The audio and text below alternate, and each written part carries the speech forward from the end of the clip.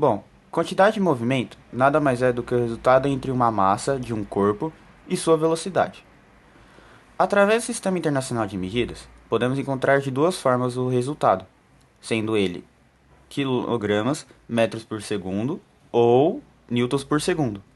Sua fórmula pode ser apresentada de igual a Q igual a m vezes v, sendo que o Q é a quantidade de movimento, o m é a sua massa, pelo Sistema Internacional de Medidas encontramos o quilogramas, e o v sua velocidade, sendo ele metros por segundo. Já o impulso, ele é a variação da quantidade de movimento, ou seja, ele é quando aplica um impulso a um corpo, sua quantidade de movimento acaba mudando. Sua fórmula pode ser apresentada em I igual a ΔQ, sendo ele o I o impulso e o ΔQ a variação da quantidade de movimento. Uma observação é que tanto o impulso quanto a quantidade de movimento, suas unidades de medida são iguais, ou seja, quilogramas metros por segundo ou newtons por segundo. E por fim, falaremos de impulso e força. Nada mais é do que a aplicação de uma força onde o impulso que é aplicado a esse corpo depende do tempo de contato entre os corpos.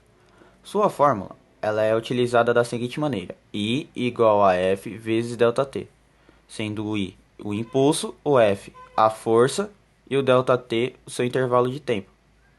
Vale lembrar que o impulso, a força e o intervalo de tempo são inversamente proporcionais.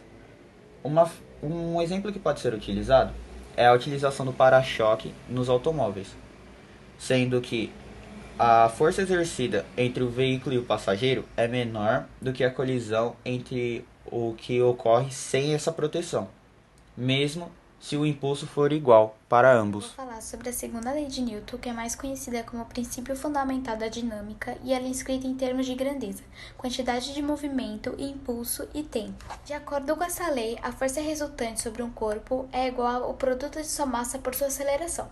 Mas eu vou explicar pela fórmula, que é muito mais fácil de entender. Ou tem outras maneiras de entender, como pode ser escrita de modo que a força resultante seja igual à variação de quantidade de movimento em certo intervalo de tempo. Então, como vocês podem ver, as duas expressões que foram mostradas agora podem ser combinadas de modo que a variação da quantidade de movimento seja igual ao produto da força resultante e o intervalo de tempo de aplicação da força.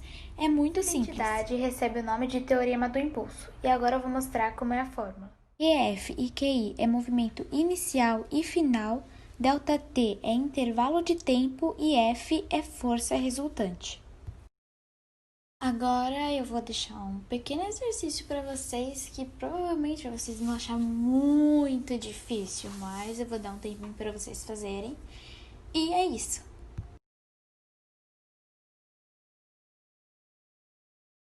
Para vocês acharem o resultado dessa conta, vocês vão precisar de tesoura, papelão, tinta guache e muito arte-ataque.